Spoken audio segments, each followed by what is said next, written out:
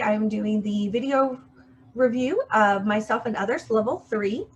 This is intended for older elementary school students, third grade and up. I would say the writing may be closer to fourth grade and up, but we'll get into that in just a minute. So let me share my screen here and show you what we have. The teacher's book is very well laid out. I like the checklist. I think this is really great for keeping track of what you've completed and what you haven't, especially if you need to break this up into more than one lesson for a child with short attention span or low tolerance for schoolwork. If they tire easily, then you might want to break it up into several days each lesson and just expand this out over a year rather than do it over a semester or a summer. It also has a place down here for notes, which is a great opportunity to take notes related to IEP goals that you're tracking, related to different, just different things, portfolio notes, anything that you're needing to keep track of for yourself, to track progress, or for an IEP for the state or whatever. So then we have a penny's worth of character. I like how well this is written. I like the size of the font and the pictures throughout. I have a child that really likes to have pictures in his books that he reads. It helps him to kind of take that mental break for that moment and look at the pictures, and also just little less words. Even though he's reading chapter books, he still likes to see those pictures and help him understand what's going on. Sarah Plain and Tall. This is a classic book. It's seen a lot of classical literature. I would have liked to see maybe a little bit different book put in here, but Sarah Plain and Tall has a great message and a great story. And if you haven't read it, it's definitely worth it to take the time. If you have, you can definitely go back through it and incorporate it into the curriculum and how they're using it. We've got the Aesop's Fables for Children. This also comes with an MP3 download. So you can listen to it on audio in the car or along with the book. So getting some multi-sensory there. This has got beautiful pictures in it. I love the size of the font. This is nice and big. Don't know if you can tell, but it's about probably 16, 18 size point font, where the other ones were probably closer to 12, 14. But it's really nicely laid out.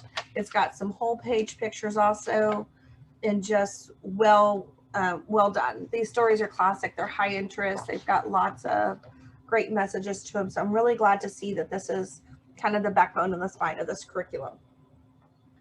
Healthy Happy Habits is their life skills kind of area, where it gives you rules for how to different places and how to act and how to do things.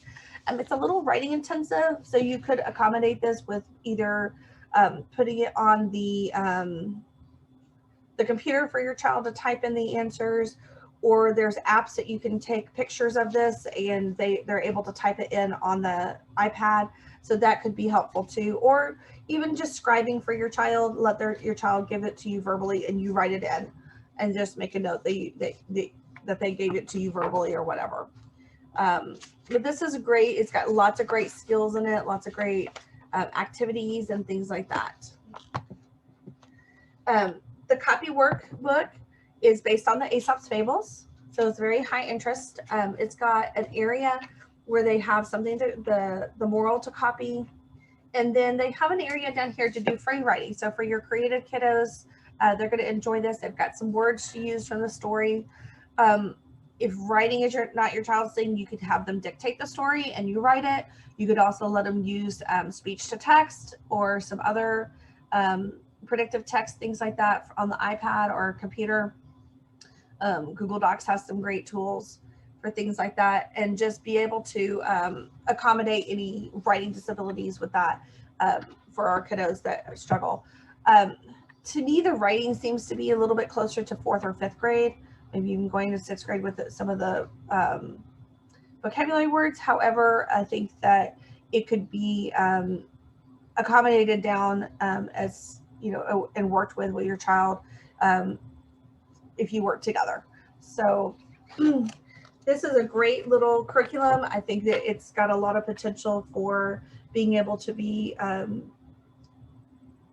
matched to your child's level and abilities. I think that it's can be very flexible as far as you know, taking more time or taking less time with it. Just the way that she's got it laid out and designed. And I think that if you're looking for a good life skills, social skills type curriculum, that this could be a really good answer.